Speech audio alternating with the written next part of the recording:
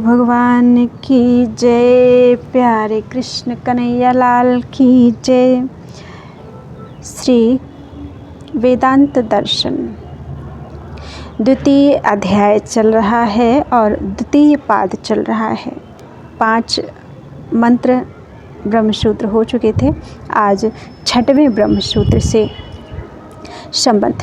प्रधान में जगत रचना की स्वाभाविक प्रवृत्ति मानना व्यर्थ है, यह बताने के लिए कहते हैं 6वां ब्रह्मसूत्र। अभ्युपगमे अप्यर्था भावात्।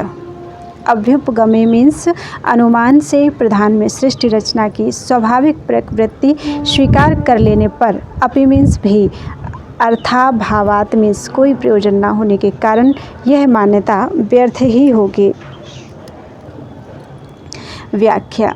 यद्यपि चेतन की प्रेरणा के बिना जड़ प्रकृति का सृष्टि रचना आदि कार्य में प्रवृत्त होना नहीं बन सकता, तथापि यदि यह मान लिया जाए कि स्वभाव से ही प्रधान जगत की उत्पत्ति के कार्य में प्रवृत्त हो सकता है, तो इसके लिए कोई प्रयोजन नहीं दिखाई देता, क्योंकि सांख्य मत में माना गया है कि प्रधान की प्रवृत्ति पुरुष के भोग और अपवर्ग के लिए होती है, परंतु उनकी मान्यता के अनुसार पुरुष असंग, चैतन्य मात्र, निष्क्रिय, निर्विकार, उदासीन, निर्मल तथा नित्य शुद्ध बुद्ध मुक्त स्वभाव है। उसके लिए प्रकृति दर्शन रूप भोग तथा उससे विमुक्त होना रूप अपवर्ग दोनों की ही आवश्यकता नहीं है, इसलिए उनका माना हुआ प्रयोजन व्यर्थ ही है। अतः प्रधान की लोक रचना के कार्य में स्वाभाविक प्रवृत्ति मानना निरर्थक है। संबंध। प्रकारांतर से सांख्य मत की मान्यता में दोष दिखाते हैं। पुरुषाश्म वदिति चेत तथापि। 7वां ब्रह्मसूत्र। चेत मीन्स इति। चेत इति मीन्स यदि ऐसा कहो कि पुरुषाश्मवत आघे और पगु पुरुषों, अंधे और पंगु पुरुषों तथा लोह और चुंबक के संयोग की भांति प्रकृति पुरुष की समीपता ही प्रकृति को सृष्टि रचना में प्रवृत्त कर देती है। तथापि मीन्स तो ऐसा मानने पर सांख्य सिद्धांत की सिद्धि नहीं होती। व्याख्या। जैसे पंगु और अंधे परस्पर मिल जाएं और अंधे के कंधे पर बैठकर पंगु उसे राह बताया करे, तो दोनों गंतव्य स्थान पर पहुंच जाते हैं, तथा लोहे और चुंबक का संयोग होने पर लोहे में क्रिया शक्ति आ जाती है। उसी प्रकार पुरुष और प्रकृति का संयोग ही सृष्टि रचना का कारण है।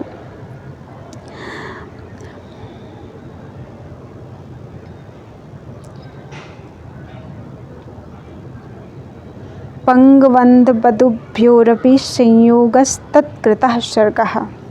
पंगवंध बहुभयोरपि संयोगस्तत्कृतः सर्गः। पुरुष की समीपता मात्र से जड़ प्रकृति जगत की उत्पत्ति आदि के कार्य में प्रवृत्त हो जाती है। सांख्यवादियों की कही हुई यह बात मान ली जाए तो भी इससे सांख्य सिद्धांत की पुष्टि नहीं होती, क्योंकि पंगु और अंधे दोनों चेतन हैं। एक गमन शक्ति से रहित होने पर भी बौद्धिक आदि अन्य शक्तियों से संपन्न है। अंधा पुरुष देखने की शक्ति से हीन होने पर भी गमन एवं बुद्धि आदि की शक्ति से युक्त है। एक प्रेरणा देता है तो दूसरा उसे समझकर उसके अनुसार चलता है, अतः वहाँ भी चेतन का स्पष्ट सहयोग स्पष्ट ही है। इसी प्रकार चुंबक और लोहे को एक दूसरे के समीप लाने के लिए एक तीसरे चेतन पुरुष की आवश्यकता होती है। चेतन के सहयोग बिना ना तो लोहा चुंबक के समीप जाएगा और ना उसमें क्रिया शक्ति उत्पन्न होगी। समीपता प्राप्त होने पर भी दोनों एक दूसरे से सट जाएंगे। लोहे में किसी प्रकार की आवश्यक क्रिया का संचार नहीं होगा। अतः ये दोनों दृष्टांत इसी बात की पुष्टि करते हैं कि चेतन की प्रेरणा होने से जड़ प्रधान सृष्टि कार्य में प्रवृत्त हो सकता है, अन्यथा नहीं। परंतु सांख्य मत में तो पुरुष असंग और उदासीन माना गया है, अतः वह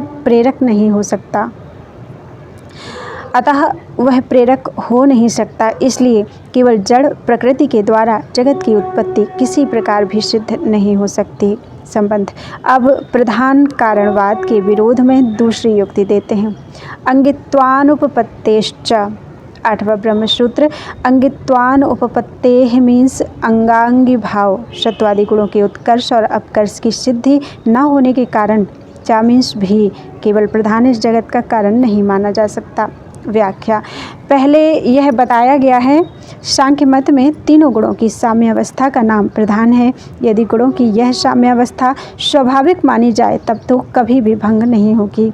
अतएव गुणों में विषमता न होने के कारण अंगांगी भाव की सिद्धि नहीं हो सकेगी, क्योंकि उन गुणों में ह्रास और वृद्धि होने पर ही बढ़े हुए गुण को अंगी और घटे हुए गुण को अंग माना जाता है। यदि उन गुणों की विषमता ह्रास वृद्धि को ही स्वाभाविक माना जाए तो तब तो सदा जगत की सृष्टि का ही क्रम चलता रहेगा, प्रलय कभी होगा ही नहीं। यदि पुरुष की प्रेरणा से प्रकृति के गुणों में क्षोभ होना मान लें तब तो पुरुष को असंग और निष्क्रिय मानना नहीं बन सकेगा। यदि परमेश्वर को प्रेरक माना जाए तब तो यह ब्रह्म कारणवाद को ही स्वीकार करना होगा। इस प्रकार सांख्य मत के अनुसार गुणों का अंगांगी भाव सिद्ध न होने के कारण जड़ प्रधान को जगत का कारण मानना असंगत है। संबंध। यदि अन्य प्रकार से गुणों की साम्यावस्था भंग होकर प्रकृति के द्वारा जगत की उत्पत्ति होती है, ऐसा मान लिया जाए तो क्या हानि है। इस पर कहते हैं, अन्यथानुमितौ च ज्ञशक्ति वियोगात्। 9वां ब्रह्मसूत्र। अन्यथा मीन्स दूसरे प्रकार से, अनुमितौ मीन्स साम्यावस्था भंग होने का अनुमान कर लेने पर, चा मीन्स भी, ज्ञाशक्ति वियोगात मीन्स प्रधान में ज्ञान शक्ति न होने के कारण ग्रह घट पट आदि की भांति बुद्धिपूर्वक रची जाने वाली वस्तुओं की उत्पत्ति उसके द्वारा नहीं हो सकती। व्याख्या। यदि गुणों की साम्यावस्था का भंग होना काल आदि अन्य निमित्तों से मान लिया जाए तो भी प्रधान में ज्ञान शक्ति का अभाव तो है ही, इसलिए उसके द्वारा बुद्धिपूर्वक कोई रचना नहीं हो सकती।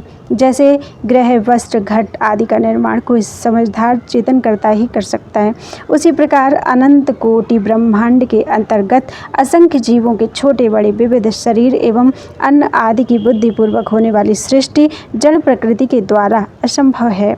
ऐसी रचना तो सर्वशक्तिमान सर्वज्ञ सनातन परमात्मा ही कर सकता है।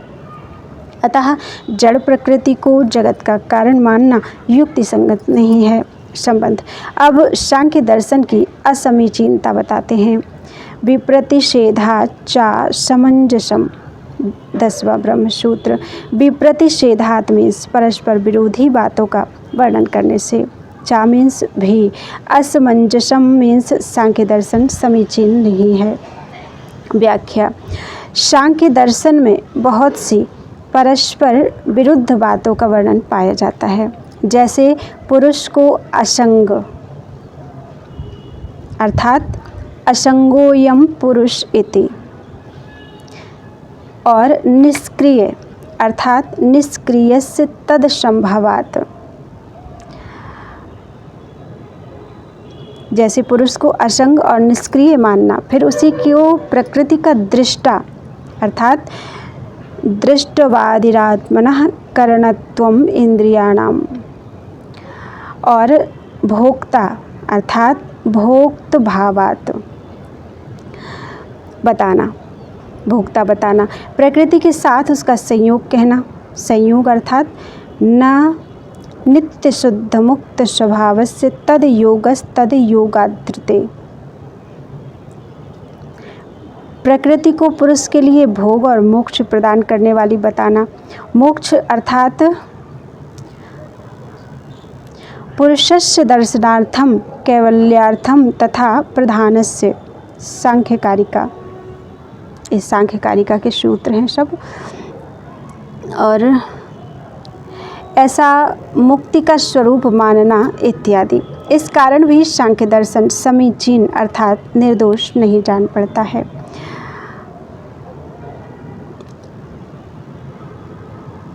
मोक्ष का अर्थ भी दिया है। मोक्ष अर्थात विवेकान्निशेष दुख निवृत्तौ कृतकृत्यता नेतारन्नेतरात्। सांख्य सूत्र। संबंध।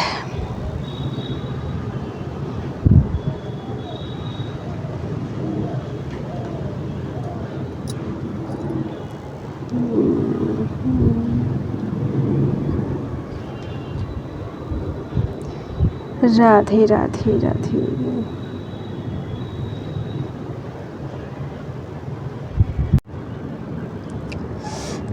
संबंध उपर्युक्त 10 सूत्रों में सांख्य शास्त्र की समीक्षा की गई। अब वैशेषिकों के परमाणुवाद का खंडन करने के लिए उनकी मान्यता को असंगत बताते हुए दूसरा प्रकरण आरंभ करते हैं। महद्दीर्घवद्वा ह्रस्व परिमंडलाभ्याम 11वां ब्रह्मसूत्र।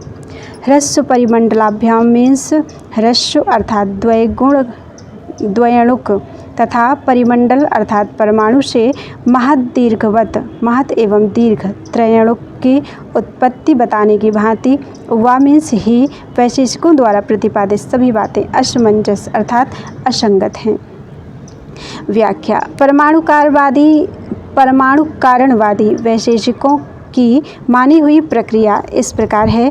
एक द्रव्य सजातीय दूसरे द्रव्य को और एक गुण सजातीय दूसरे गुण को उत्पन्न करता है। समवायी, असमवायी और निमित्त तीनों कारणों से कार्य की उत्पत्ति होती है। जैसे वस्त्र की उत्पत्ति में तंतु अर्थात सूत तो समवायी कारण है, तंतुओं का परस्पर संयोग असमवायी कारण है और तुरी, वेमा तथा वस्त्र बुनने वाला कारीगर आदि निमित्त कारण हैं। परमाणु के 4 भेद हैं: पार्थिव परमाणु, जलीय परमाणु, तेजस परमाणु तथा वायवीय परमाणु। ये परमाणु नित्य, निरवयव तथा रूपादि गुणों से युक्त हैं। इनका जो परिमाण अर्थात माप है उसे परिमांडल्य कहते हैं। प्रलय काल में ये परमाणु कोई भी कार्य आरंभ न करके यूं ही स्थित रहते हैं। सृष्टि काल में कार्य सिद्धि के लिए परमाणु तो समवायी कारण बनते हैं, उनका एक दूसरे से संयोग असमवायी कारण होता है। अदृष्ट या ईश्वर की इच्छा आदि उसमें निमित्त कारण बनते हैं। उस समय भगवान की इच्छा से पहला कर्म वायवीय परमाणुओं में प्रकट होता है, फिर एक दूसरे का संयोग होता है। 2 परमाणु संयुक्त होकर एक द्वयणुक रूप कार्य को उत्पन्न करते हैं। 3 द्वयणुकों से त्रयणुक उत्पन्न होता है। 4 त्रयणुकों से चतुर्णुक की उत्पत्ति होती है। इस क्रम से महान वायु तत्व प्रकट होता है और वह आकाश में वेग से बहने लगता है। इसी प्रकार तेजस परमाणुओं से अग्नि की उत्पत्ति होती है और वह प्रज्वलित होने लगता है। जलीय परमाणुओं से जल का महासागर प्रकट होता है, उत्ताल तरंगों से युक्त दिखाई देता है तथा इसी क्रम से पार्थिव परमाणुओं से यह बड़ी भारी पृथ्वी उत्पन्न होती है। मिट्टी और प्रस्तर आदि इसका स्वरूप है। यह अचल भाव से स्थित होती है। कारण के गुणों से ही कार्य के गुण उत्पन्न होते हैं। जैसे तंतुओं के शुक्ल, नील, पीत आदि गुण ही वस्त्र में वैसे गुण प्रकट करते हैं। इसी प्रकार परमाणुगत शुक्ल आदि गुणों से ही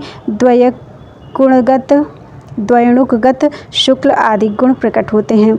द्वयणुक के आरंभ अर्थात उत्पादक में 2 परमाणु हैं। उनकी वह द्वित्व संज्ञा द्वयणुक में अणुत्व और ह्रस्वत्व इन 2 परिणामांतरों का आरंभ अर्थात आविर्भाव करती है, परंतु विभिन्न परमाणु में जो पृथक पृथक पारिमंडल्य नामक परिमाण होता है वह द्वयणुक के दूसरे पारिमंडल को नहीं प्रकट करता है, क्योंकि वैसा करने पर वह कार्य पहले से ही अत्यंत सूक्ष्म होने लगेगा। इसी प्रकार संहार काल में भी परमेश्वर की इच्छा से परमाणुओं में कर्म प्रारंभ होता है।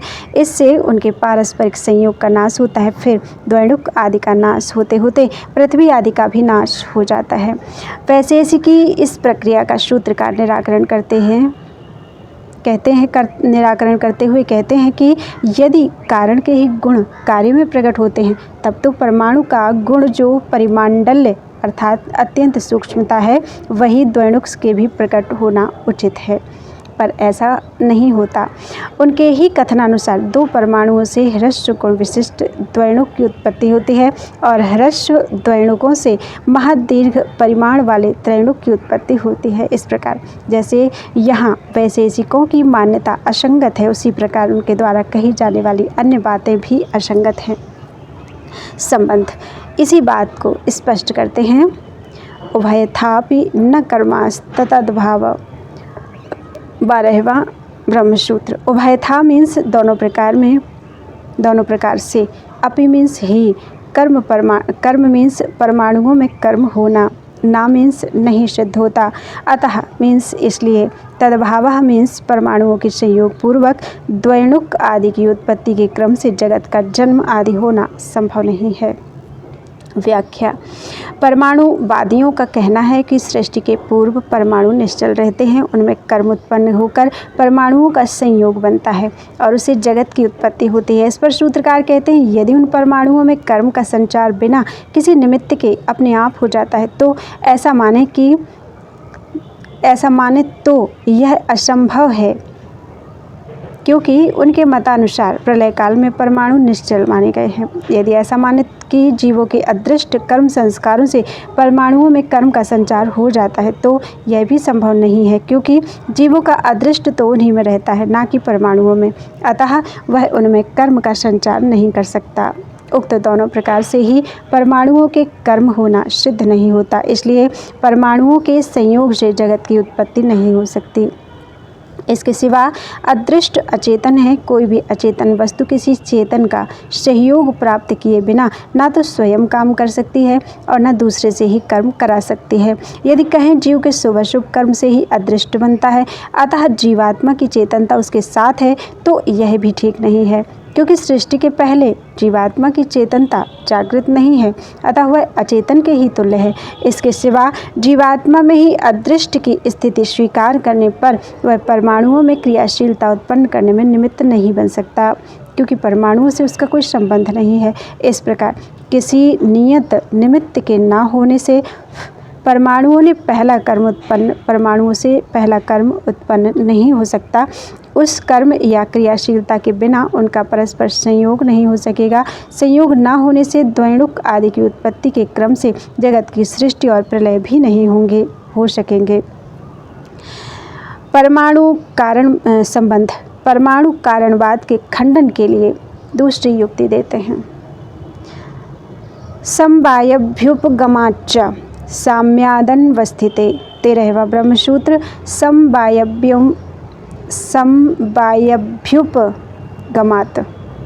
मीन्स परमाणुवाद में समवाय संबंध को स्वीकार किया गया है, इसलिए चा मीन्स भी परमाणु कारणवाद सिद्ध नहीं हो सकता। साम्यात मीन्स क्योंकि कारण और कार्य की भांति समवाय और समवायी में भी भिन्नता की समानता है, इसलिए अनवस्थिते मीन्स उनमें अनवस्था दोष की प्राप्ति हो जाने पर परमाणुओं के संयोग से जगत की उत्पत्ति नहीं हो सकेगी।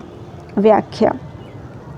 वैशेषिकों की मान्यता के अनुसार युत सिद्ध अर्थात अलग अलग रह सकने वाली वस्तुओं में परस्पर संयोग संबंध होता है और अयुत सिद्ध अर्थात अलग अलग ना रहने वाली वस्तुओं में समवाय संबंध होता है। रज्जु अर्थात रस्सी और घट ये युत सिद्ध वस्तुएं हैं, अतः इसमें संयोग संबंध ही स्थापित हो सकता है। तंतु और वस्त्र ये अयुत सिद्ध वस्तुएं हैं, अतः इनमें सदा समवाय संबंध रहता है। यद्यपि कारण से कार्य अत्यंत भिन्न है, तो भी उनके मत में समवायी कारण और कार्य का पारस्परिक संबंध समवाय कहा गया है। इसके अनुसार दो अणुओं से उत्पन्न होने वाला द्वैणुक नामक कार्य उस अणुओं से भिन्न होकर भी समवाय संबंध के द्वारा उनसे संबद्ध है। ऐसा मान लेने पर जैसे द्वैणुक उन अणुओं से भिन्न है, उसी प्रकार समवाय भी समवायी से भिन्न है। भेद की दृष्टि दोनों में समानता है। भेद की दृष्टि से दोनों में समानता है, अतः जैसे द्वैणुक समवाय संबंध के द्वारा उन दो अणुओं से संबद्ध माना गया है, उसी प्रकार समवाय भी अपने समवायी के साथ नूतन समवाय संबंध के द्वारा संबद्ध माना जा सकता है। इस प्रकार एक के बाद दूसरे समवाय संबंध की कल्पना होती रहेगी और इस परंपरा का कहीं भी अंत ना होने के कारण अनवस्था दोष प्राप्त होगा। अतः समवाय संबंध सिद्ध ना हो सकने के कारण दो अणुओं से द्वैणुक की उत्पत्ति आदि क्रम से जगत की सृष्टि नहीं हो सकती। संबंध। यदि परमाणुओं में सृष्टि और प्रलय के निमित्त क्रिया का होना स्वाभाविक मान लें तो क्या आपत्ति है। इस पर कहते हैं नित्यमेव च भावात्। 14वां ब्रह्मसूत्र। चा मीन्स इसके सिवा परमाणुओं में प्रवृत्ति या निवृत्ति का कर्म स्वाभाविक मानने पर नित्यम मीन्स सदा, एव मीन्स ही, भावात् मीन्स सृष्टि या प्रलय की सत्ता बनी रहेगी, इसलिए परमाणु कारणवाद असंगत है। व्याख्या। परमाणुवादी परमाणुओं को नित्य मानते हैं, अतः उनका जैसा भी स्वभाव माना जाए वह नित्य ही होगा। यदि ऐसा माने तो उनमें प्रवृत्ति मूलक कर्म स्वभावतः होता है तब तो सदा ही सृष्टि होती रहेगी, कभी भी प्रलय नहीं होगा। यदि उनमें निवृत्ति मूलक कर्म का होना स्वाभाविक माने तब तो सदा संहार ही बना रहेगा, सृष्टि नहीं होगी। यदि दोनों प्रकार के कर्मों को उनमें स्वाभाविक माना जाए तो यह असंगत जान पड़ता है, क्योंकि एक ही तत्व में परस्पर विरुद्ध दो स्वभाव नहीं रह सकते। यदि उनमें दोनों तरह के कर्मों का ना होना ही स्वाभाविक मान लिया जाए तब तो यह स्वीकार करना पड़ेगा कि कोई निमित्त प्राप्त होने पर ही उनमें प्रवृत्ति एवं निवृत्ति संबंधी कर्म भी हो सकते हैं, परंतु उनके द्वारा माने हुए निमित्त से सृष्टि का आरंभ न होना पहले ही सिद्ध कर दिया गया है। इसलिए यह परमाणु कारणवाद सर्वथा अयुक्त है। संबंध अब परमाणुओं की नित्यता में ही संदेह उपस्थित करते हुए परमाणु कारणवाद की व्यर्थता सिद्ध करते हैं। 14 ब्रह्मसूत्र तक आज हो गया है। बोलो वृंदावन बिहारी लाल की जय। त्वदीयं वस्तु गोविंदम तुभ्यमेव समर्पयेत्।